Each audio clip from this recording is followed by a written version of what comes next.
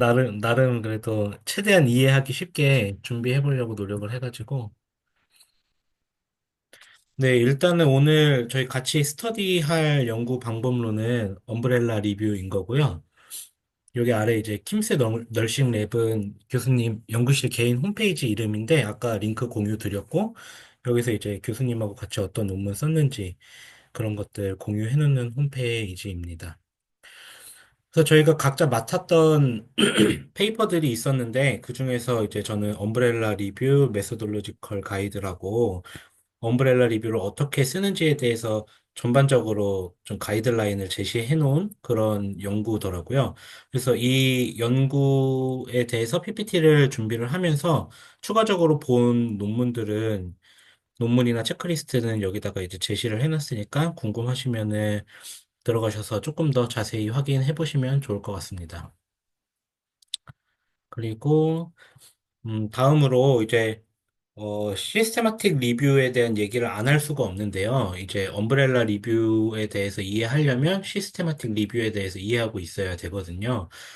그래서 엄브렐라 리뷰 스터디지만 제 슬라이드에서 계속 시스테마틱 리뷰에 대한 내용도 지속적으로 계속 언급이 될 거고, 먼저 문헌 고찰에 대해서 얘기를 해보려고 합니다. 화면 안 보이세요?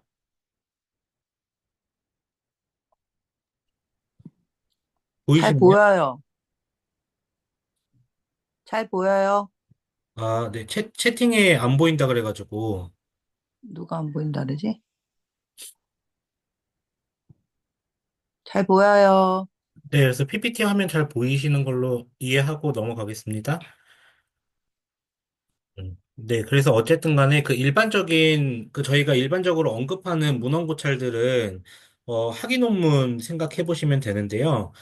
그냥 리터레처 리뷰라고도 하고, 내로 리뷰라고도 얘기를 하는데, 아직 학위 논문을 작성해 보시지 않은 석사 선생님들 같은 경우에는 잘 모르실 수도 있는데, 이미 작성해 보신 분들은, 우리가 일반적으로 말하는 문헌 고찰 같은 경우에, 내 연구 주제에 대해서 조금 더 깊이 넓게 탐색하는 개념인 거거든요. 그래서 체계적 문헌 고찰하고는 다르게 덜 구조화되고 그리고 연구자 주관적으로 연구를 선택하고 조금 더 유연한 범위에서 문헌 고찰을 수행하게 됩니다. 그렇기 때문에 재현성이 부족하고 연구자의 주관성이 들어가기 때문에 편향 가능성 등이 있는데 시스테마틱 리뷰는 이러한 일반적인 리터레처 리뷰와는 다르게 모든 관련 증거를 체계적으로 수집하고 평가하고 종합하는 아주 엄격하고 구조화된 접근 방식이라고 얘기를 하고 있습니다. 그 예로 우리가 체계적 문헌 고찰을 수행을 할 때 피코 프레임워크라는 그런 구조화된 검색 방식을 사용을 하거든요.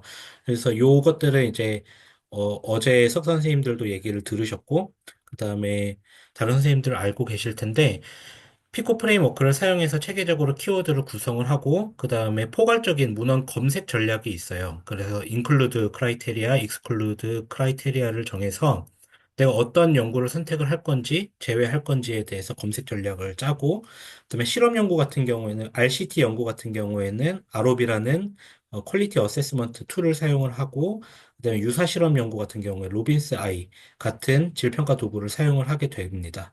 그리고 또 어떤 기존에 이제 프로토콜을 등록했었던 대로 데이터를 추출을 하거나 개념적인 기틀이나 이론적 기틀이 있다면 이것을 기반으로 데이터 추출을 하게 되고요. 그레이드 평가 도구 같은 걸로 해서 증거 수준을 평가하고 그다음에 뭐 프리즈마 체크리스트, 코크란 진술문과 같은 이런 표준화되고 체계적인 작성 방식이 따라옵니다. 체계적 문헌 고찰은. 그래서 일반적인 문헌 고찰에 비해서 더 엄격하고 구조화됐다고 얘기를 하는 것이고요. 메타 분석은 또 이제 시스테마틱 리뷰 안에서 정량적으로 값을 합성할 수 있는 경우에 메타 분석을 수행하게 되는데 모든 메타 분석에는 시스테마틱 리뷰가 따라오지만 시스테마틱 리뷰에 모든 메타 분석이 다 수행되는 건 아니라고 이해를 하시면 될 것 같습니다. 그래서 시스테마틱 리뷰는, 그러니까 지금 엄브렐라 시스테마틱 리뷰가 아니라 일반적인 시스테마틱 리뷰는 이러한 프로세스를 따라가거든요. 그래서 토픽을 선정을 하고, 그리고 프로토콜을 구축하고 그다음에 논문을 검색을 하고 그다음에 논문을 스크리닝하고 그다음에 질 평가를 하고 데이터를 추출하고 결과를 합성하는 이런 좀 체계화된 프로세스를 따르게 되는데 이런 것들을 프리즈마 체크리스트랑 코크란 진술문과 같은 그런 가이드라인에 따라서 진행을 하게 된다는 것이죠. 그래서 오른쪽에 그 깔때기 그림을 한번 보시면 이 각각의 삼각형들이 개별 연구거든요. 프라이머리 스터디들이 하나로 합쳐져서 하나의 시스테마틱 리뷰를 구성한다. 이렇게 이미지를 상상해 보시면 좋을 것 같습니다. 그래서 그래서 요 아래에 그 리서치 디자인 같은 경우에 보시면 이거는 작년에 교수님, 작년이었는지 재작년이었는데 이제 그 교수님 대학원 수업 때 교수님하고 대학원 수업을 수강하는 학생들하고 다 같이 논문을 작성을 했었던 건데요. 실제로 퍼블리시가 되었고 거기서도 이제 리서치 디자인 작성하신 거 보면 프리즈마랑 그다음에 코크란에 따라서 리포팅 되었다. 가이드라인을 따랐다라고 작성된 것을 확인하실 수 있겠습니다.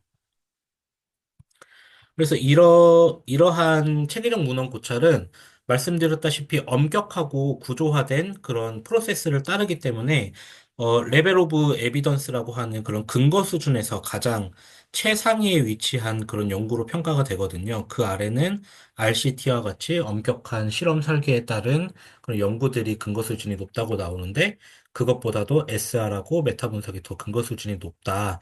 근데 오늘 같이 공부할 연구 방법론인 엄브렐라 리뷰 같은 경우에는 시스테마틱 리뷰나 메타 분석보다도 더 근거 수준이 높다고 평가를 받고 있습니다. 아무래도 엄격하고 구조화된 그렇게 해서 퍼블리시된 문헌들만을 대상으로 한 번 더 체계적 문헌 고찰을 하는 것이기 때문이 아닐까 생각이 드는데요. 그러면은 이제 본격적으로 체계적 문헌 고찰 그리고 메타 분석 그리고 엄브렐라 리뷰는 각각이 어떻게 다른지에 대해서 제가 맡았던 페이퍼에 이렇게 요약 테이블이 나와 있었어요. 그중에서 이제 시스테마틱 리뷰를 한번 보시면 제가 계속 강조를 하듯이 엄격하고 구조화된 접근 방식으로 하는 게 시스테마틱 리뷰이고 그다음에 뭐 체계적 문헌 검색, 선정, 평가 결국에는 이제 1차 연구 프라이머리 스터디의 종합을 나타내는 거고, 이제 제한점 같은 경우에는 시간이 굉장히 많이 소요가 되고, 엄격한 방법론이다 보니까 되게 체크해야 될 것도 많고 따져야 될 것도 많습니다. 그래서 시간이 굉장히 많이 소요가 되고 노동 집약적인 그런 연구 방법이라고 볼 수 있고요. 여기서 시스테마틱 리뷰 후에 연구 결과를 정량적으로 합성을 할 수 있다면, 효과를 평가할 수 있다면, 그 두 번째 빨간색 네모칸인 메타 분석까지 넘어갈 수 있게 되는데요. 메타 분석 같은 경우에는 다양한 그 포함된 연구들의 정량적인 결과를 종합해서 통합적인 효과 크기를 이제 계산할 수 있는 그런 방법론입니다. 근데 이것도 이제 여러 가지 제한점이 있지만 추가적으로 연구의 이질성 같은 것이나 아니면 출판 편향 같은 것에 민감하게 해서 해석하는 데 많은 제한점이 있을 수가 있고요. 이제 마지막으로 저희가 오늘 공부하는 방법론인 엄브렐라 리뷰 같은 경우에는 어, 일반 체계적 문헌 고찰은 아까 말씀드렸다시피 프라이머리 스터디, 그러니까 여러 RCT나 유사 실험 연구들을 대상으로 해서 체계적으로 고찰해서 하나의 논문을 만드는 반면에 엄브렐라 리뷰는 1차 연구가 아니라 기존에 출판된 시스테마틱 리뷰와 메타 분석 연구들을 다시 한번 체계적 문헌 고찰하는 그런 개념이라고 생각을 하시면 되고 오른쪽 이제 그 그림을 한번 보시면 엄브렐라 리뷰라는 큰 벤 다이어그램 안에 이제 각각의 시스테마틱 리뷰들이 들어가는데요. 제가 보내드린 PDF를 좀 확대해서 보시면 RCT가 있고 논 RCT가 있을 수 있고 그 다음에 어떤 연구에서는 뭐 RCT만 있을 수가 있고 그리고 시스테마틱 리뷰에서 플러스 마이너스 메타 아날리시스가 있잖아요. 그러니까 체계적 문헌 고찰 논문이 포함될 수 있고 체계적 문헌 고찰 및 메타 분석 논문도 포함될 수 있고요. 그래서 저희가 하나의 엄브렐라 리뷰를 구성을 할 때 최종적으로 메타 엄브렐라 그러니까 메타 분석의 메타 분석까지 갈 수도 있고 그렇지 않을 수도 있다는 의미입니다. 그래서 우리가 대상으로 선정해야 될 논문들의 연구 방법은 리뷰 연구거나 메타 분석 연구다. 이런 차이가 있습니다.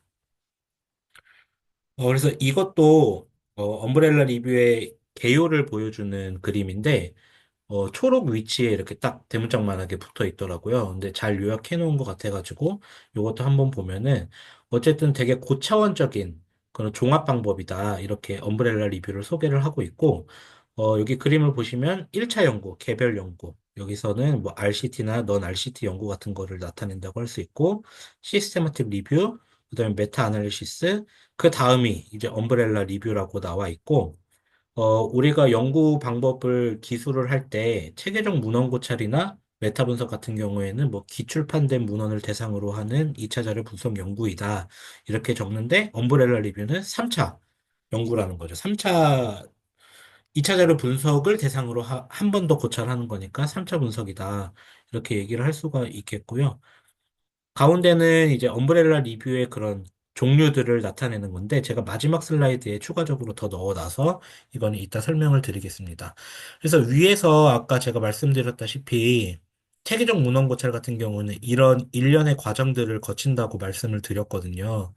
엄브렐라 리뷰도 똑같이 일련의 과정들을 거치게 되는데 어, 뒤에서 설명드리겠지만 그 체계적 문헌 고찰 및 메타 분석은 프리즈마 체크리스트에 따라서 진행이 되고 요거는 프라이올 체크리스트에 따라서 진행이 되는데 거의 유사합니다. 진행이 거의 유사하고 이제부터는 이 순서대로 설명을 드릴 텐데 첫 번째는 연구 질문에 대해서 정의를 하고 프로토콜을 개발하고 그다음에 문헌 검색을 하고 스크리닝을 하고 데이터 추출, 질평가 그다음에 중요한 게 이거는 체계적 문헌 고찰 단계에서는 프로세스 안에 포함되어 있지는 않은 단계인데요. 체계적 문헌 고찰의 체계적 문헌 고찰인데 우리가 대상으로 하는 체계적 문헌 고찰 자체가 프라이머리 스터디를 종합해 놓은 스터디인 거잖아요. 시스테마틱 리뷰가. 그러니까 A 리뷰, B 리뷰가 같은 프라이머리 스터디를 중복으로 포함하고 있을 수 있다는 거예요. 그래서 각 시스테마틱 리뷰들 간에 중복이 어느 정도 되는지에 대해서 평가를 해야 됩니다. 이 단계가 매우 중요하고 그 다음으로 데이터를 통합하고, 그 다음에 증거의 질 같은 거를 평가를 하고, 그 다음에 데이터를 해석하고, 보고하는, 평가하고, 보고하고, 합성하고, 그리고 마지막 한 리포팅 단계가 포함됩니다. 그래서 첫 번째로는 연구의 질문을 정의하는 단계인데요. 여기 보시면은 가장 눈에 띄는 게 이제 피코 프레임워크거든요. 그래서 저는 시스테마틱 리뷰를 할 때 피코 그다음에 SD 그러니까 Population, Intervention, Comparison, Outcome, Study Design 이런 프레임워크를 따라서 엄브렐라 리뷰는 조금 다를 거라고 생각했는데 엄브렐라 리뷰도 똑같이 피코 프레임워크를 사용하는 것을 확인할 수 있었습니다. 그래서 제가 구글 스칼라에다가 그냥 주제랑 상관없이 엄브렐라 리뷰라고 검색을 하고 아무 논문이나 검색해서 들어갔더니 여기서도 똑같이 피코 크라이테리아를 사용을 해가지고 검색식을 작성을 했다고 나와 있는 것을 확인할 수 있었습니다. 그래서 똑같이 검색식을 구성을 할 때 피코, 스터디 디자인 같은 키워드를 잘 정의를 하셔가지고 검색을 진행을 하셔야 된다는 걸 말씀드리고요. 두 번째로는 이제 프로토콜을 개발을 하셔야 되는데, 프로토콜 개발이 말이 개발인 거지 사실상 등록을 이미 하는 거거든요. 그래서 프로스페로라는 곳에 등록을 하라고 되어 있는데, 제가 여기, 이거는 제가 예전에 등록을 해놨었던 자료의 링크를 여기다가 넣어놨는데, 요거 한번 복사 붙여넣기 하셔가지고 들어가 보시겠어요? 그러면은 제가 등록한 프로스페로가 나오거든요. 그거를 같이 보면서 말씀을 드려볼게요.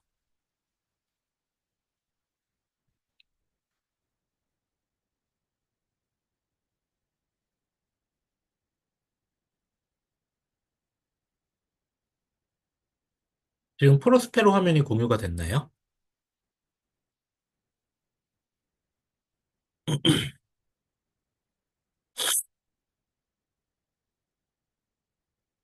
프로스페로 화면 공유됐나요?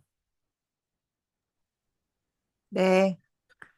네, 이거는 이제 프로스페로라는 곳에서 체계적 문헌 고찰이나 메타 분석을 수행하기 전에 가장 중요한 거는 이제 뭐, 중복 연구의 방지도 있겠지만, 연구의 재현성이나 연구의 투명성, 그 다음에 신뢰성, 그 다음에 뭐, 요런 것들을, 주장하기 위해서 등록을 하는 건데, 내가 기존에 연구 설계 당시에 계획을 했었던 대로 연구가 착실하게 수행이 되고 있는지에 대해서 요 프로스페로로 증명을 할 수가 있다는 것이죠. 그래서 보시면 어떤 내용들이 들어가야 되냐면 요거는 이제 개요여서 초록 같은 개념이어서 일단 넘어가고요.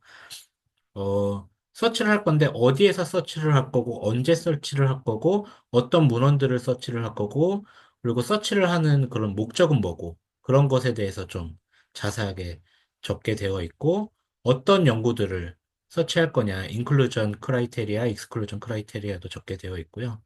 그다음에 피코 프레임워크에 맞춰서 그런 내용들도 지금 적게 되어 있는 거 확인할 수 있고, 그 다음에 내가 이 연구를 통해서 어떤 결과들을 뽑아낼 것이냐 하는 메인 아웃컴들을 또 기술을 하게 되어 있어요. 그 다음에 효과 크기를 본다면 어떤 효과 크기를 볼 거냐. 저 같은 경우에는 머신러닝을 적용한 연구들에서 머신러닝의 성능이 어땠는지를 보고 싶었었기 때문에 그런 머신러닝의 성능 평가 지표들을 볼 것이라고 이렇게 적어놨던 거 있고요. 데이터 추출은 어떻게 할 거냐.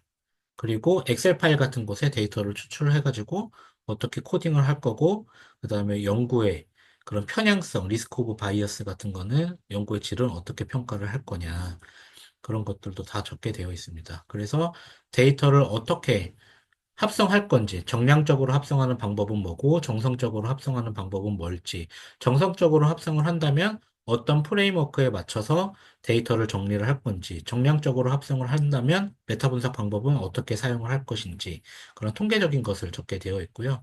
그다음에 저자 정보나 뭐 펀딩, 이런 것들도 적게 되어 있습니다. 그리고 중요한 거는 첫 번째 등록을 할 때는 이런 리뷰 스테이지 같은 게 아직 시작하지 않았다고 다 체크를 해놓고 일단은 제출해도 상관이 없거든요. 근데 이제, 어,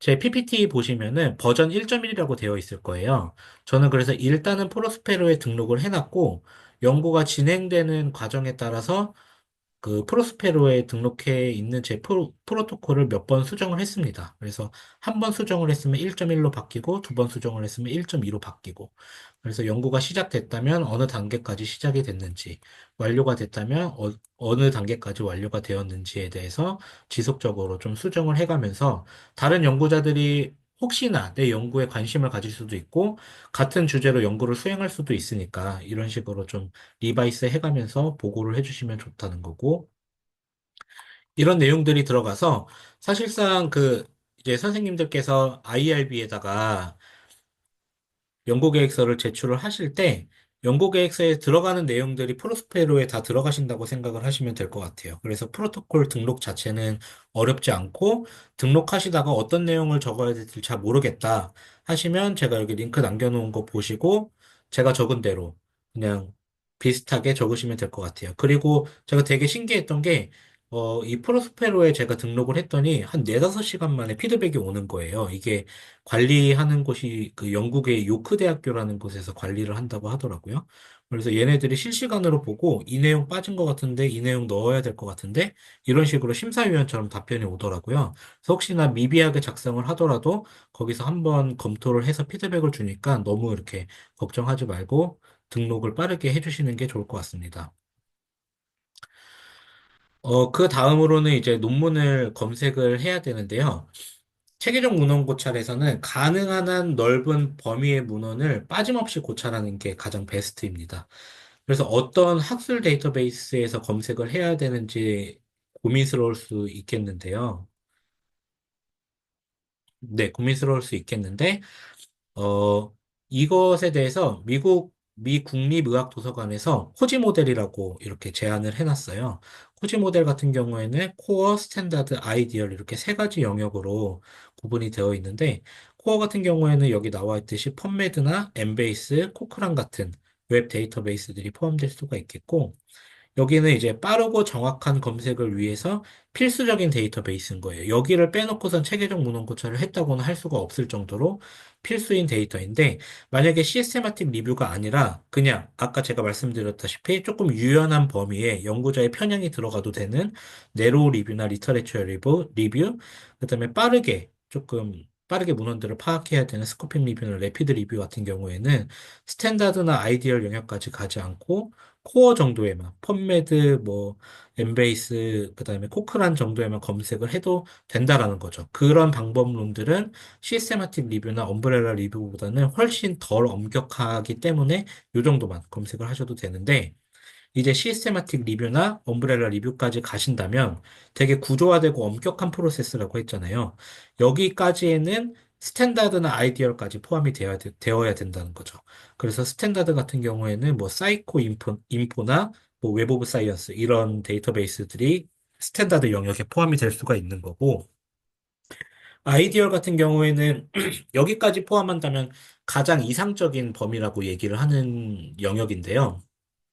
예를 들면 앱스트랙트만 공개된 연구라든지 아니면 포스터 프리젠테이션 발표 자료, 그다음에 제가 프로스페로에 등록해 놓은 그런 프로토콜만 공개된 자료, 아직까지 언퍼블리시된 그런 자료들, 그다음에 정부 보고서 학위 논문과 같이 근거 수준으로 따지면 좀 낮은, 그러니까 언퍼블리시된 일반적으로 회색 출판 문헌이라고 하는 자료들까지 포함하는 게 아이디얼 영역입니다.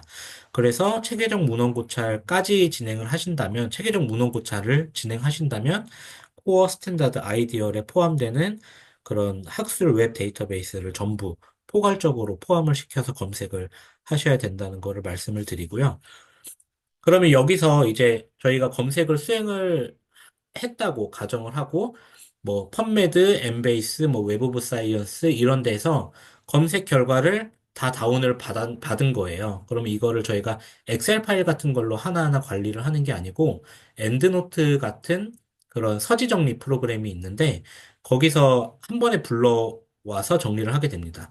이런 엔드노트나 뭐 레프웍스, 맨델레이 이런 프로그램들 같은 경우에는 초록하고, 뭐, 제목, 그 다음에 저널, 저자 이름, 연도, 이런 것들을 한 번에 보여주기도 하고, 그 다음에 중복 문헌들을 관리하기 쉽게 하는 그런 기능들이 다 있는데요. 저희 학교 같은 경우에는 엔드노트를 지원하고 있기 때문에 엔드노트를 사용하시면 되고, 엔드노트 기준으로 설명을 드릴 텐데, 어, 이거는 실제로 이제 제가 지금 리뷰 중인 그런 노인 약물 관리 프로그램에 대한 메타 분석 연구인데 여기서도 이제 제가 논문들을 불러와가지고 교수님과 그다음에 공저자분들까지 합쳐서 줌 회의를 통해서 하나하나 스크리닝을 해가는 거예요.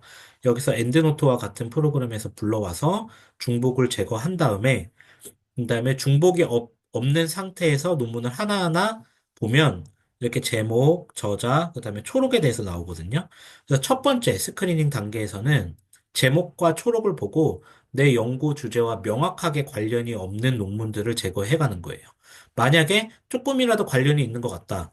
제목과 초록만으로는 이거를 제거할 수는 없을 것 같다라고 생각이 드시면 일단 남겨놓고 계속 두 번째 논문, 세 번째 논문 봐가면서 1차 스크리닝을 진행을 하시면 됩니다. 근데 여기서 중요한 거는, 여기 읽어보시면 이제 아시겠듯이 투 인디펜던트 리뷰어스가 필요하다고 얘기가 나오거든요. 스크리닝 단계에서는 혼자 스크리닝을 하게 되면 연구자가 정확히 모르는 분야일 수도 있고, 그 시스테마틱 리뷰 같은 체계적 문헌 고찰은 다학제 연구라고 하거든요. 그래서 사실상 여러 분야의 연구를 하는 사람들이 이렇게 포함이 되어야 되는데, 혼자서 만약에 하게 되면 내가 잘 모르는 분야거나, 뭐 아리까리한 그런 논문들 같은 경우에는 그냥 제거를 해버릴 수도 있고, 뭐 여러 가지 편향성이 발생을 할 수 있기 때문에 두 명의 독립적인 검토자에 의해서 수행이 되어야 된다고 말씀을 드립니다. 그리고 여기서 만약에 좀 잘 모르겠다. 두 명이서 봤는데도 의견이 계속 갈리고 의견 합치가 안 된다라고 한다면 제3자가 개입을 해서 제3자 조금 더 전문가가 개입을 하는 게 좋겠죠. 그래서 이 연구는 포함시키는 게 맞다. 배제시키는 게 맞다. 의견을 듣고서는 결정을 하는 게 좋고요. 두 번째로는 이제 첫 번째에서 엔드노트와 같은 곳에서 1차로 스크리닝이 끝나게 되면 이제 최종적으로 우리가 제목과 초록을 봤을 때 이 연구는 포함되어야 된다라고 생각을 하는 거잖아요. 그 다음에는 풀텍스트 리뷰를 들어가야 되는데 풀텍스트 리뷰 같은 경우에는 무조건 풀텍스트를 다 찾아야 됩니다. 그래서 여기 사진을 제가 캡처해 놓은 걸 보시면 원문이 있다, 없다. 이렇게 다 나와 있거든요. 제가 잠깐만 실제 파일을 열어가지고 한번 보여드릴게요.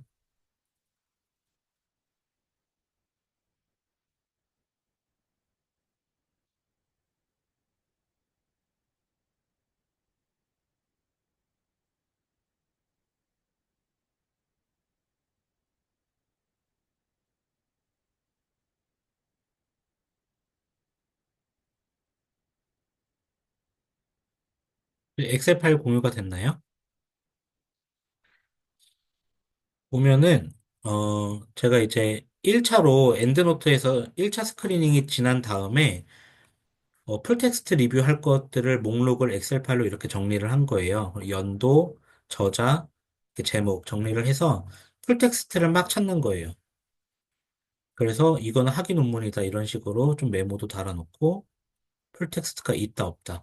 풀텍스트가 없는 경우에는 그 여러 루트들이 있거든요. 조금 뭐 이렇게 학교 홈페이지를 통해서 들어가는 방법도 있고 뭐 구글에서 검색하는 방법도 있고 여러 가지 다양한 루트를 통해서도 절대 원문이 안 나온다 한다면 그건 원문이 없으니까 제외시키면 되는데 어쨌든 간에 이런 식으로 원문이 있고 없고를 정리를 해주시면 되고요.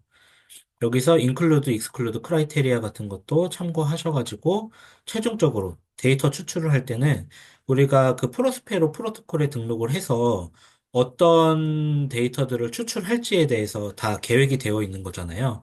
예를 들면은 펀딩 유무라든지 연구 기간, 그다음에 연구 설계 RCT냐, 뭐 쿼지 익스페리멘탈이냐, 국가 연도, 그다음에 연구 대상자, 연령, 인종 이런 식으로 해가지고 쭉 이렇게 정리를 해주시면 돼요.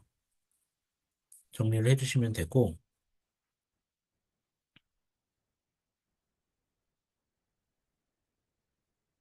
네, 그래서 이게 풀텍스트 리뷰 단계다. 근데 저런 풀텍스트 리뷰도 독립적인 그런 두 명의 연구자에 의해서 수행이 되어야 되고, 만약에 그 독립적인 연구자에 의해서 수행이 되었는데도 결정을 잘 못 내리겠다 한다면 제3자가 개입을 해서 이 연구는 포함시키는 게 맞다. 아니다. 아니면 또 일단은 보류해보자. 이런 식으로. 그래서 실제로 시스테마틱 리뷰들을 보시면 모호한 연구들은 나중에 민감도 분석을 위해서 남겨뒀다가 확실하게 포함된 연구들만으로 진행이 됐다가 모호한 연구들도 포함을 해서 연구 결과를 비교해 보기도 하거든요. 그래서 일단은 뭐 키핑해뒀다가 나중에 또 분석에 포함시키고 그런 식으로 진행을 할 수도 있습니다. 근데 어쨌든 저희는 이제 엄브렐라 리뷰를 할 때, 엄브렐라 리뷰도 마찬가지로 데이터 추출을 할때 어떤 데이터를 추출을 해야 되는지에 대해서 연구자가 잘 설정을 해야 되는데요. 기본적으로는 피코 SD에 포함되는 그런 우리 검색식에 포함되었었던 항목들이 포함이 되는 거기 때문에 뭐 인구라든지 그 파퓰레이션이라든지 아니면 중재, 어떤 중재가 들어갔고 결과는 뭐였고 연구 설계는 뭐였고 효과 크기는 어땠고 그다음에 근거의 질은 어땠고 이런 것들이 기본적으로는 들어가게 되는데 만약에 뭐 개념적 기틀이나 이론적 기틀이 추가로 있다면 그런 기틀에 기반해서 데이터 추출을 어떻게 하실지 항목을 결정을 하시면 될 것 같습니다. 그래서 여기까지 진행을 하면 이런 프리즈마 플로우 다이어그램을 그릴 수가 있는 거예요.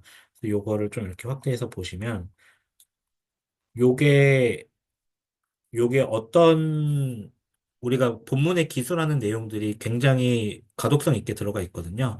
첫 번째로는 어떤 데이터베이스들에서 논문을 검색을 했고, 각 데이터베이스에서는 몇 개의 논문들이 검색이 되었는지, 그 다음에 엔드노트를 통해서 중복 제거를 했더니 몇 개가 제거가 되었고, 토탈 몇 건이 남았는데, 첫 번째 타이틀 앱스트랙트를 보고서 주제와 벗어난 것들을 제거를 했는데 어떠한 이유로 제거가 되었는지, 그 다음에 풀텍스트 리뷰는 몇 편이 진행이 됐고, 어떠한 이유로 배제가 되었고, 토탈 몇 건 정도가 시스테마틱 리뷰에 포함이 됐고, 메타 분석에 들어갔는지를 이런 도식화를 통해서 확인을 할 수가 있고, 뒤에서 이제 보여드리겠지만, 프라이올 체크리스트나 프리즈마 체크리스트에서는 이런 플로우를 도식화로 제시를 하라고 나와 있거든요. 그렇기 때문에 꼭 들어가야 되는 그런 피규어라고 생각을 해주시면 될 것 같습니다. 그래서 제가 여기도 링크를 달아놨는데, 어, 이 링크로 들어가시면 프리즈마 플로우 다이어그램에 대해서 이렇게 공짜로 다운받을 수 있게 되어 있거든요. 그래서 여기 들어가셔가지고